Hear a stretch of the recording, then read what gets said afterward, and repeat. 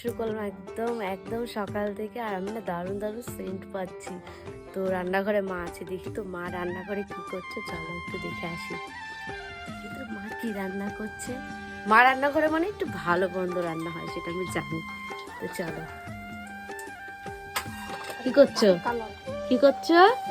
ওই দেখো, তোমাদেরকে বললাম না রান্নাঘরে ভালো সেন্ট পাচ্ছি, আর নিশ্চয়ই ভালো কিছু রান্না হচ্ছে। এই দেখো গরম গরম লুচি, এখানে হচ্ছে চা, আর এখানে তরকারি, আর এখানে নিরামিষ তরকারি করেছে।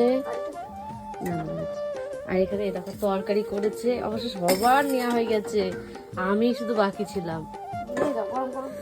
ও ফুলকো ফুলকো লুচি। অবশ্য আমি অনেকদিন ধরে মাকে বলছিলাম যে লুচি খেতে ইচ্ছা করতো, ওগুলো আমি কিন্তু খাবো না, বোনের জন্য নিয়ে যাচ্ছি। চলো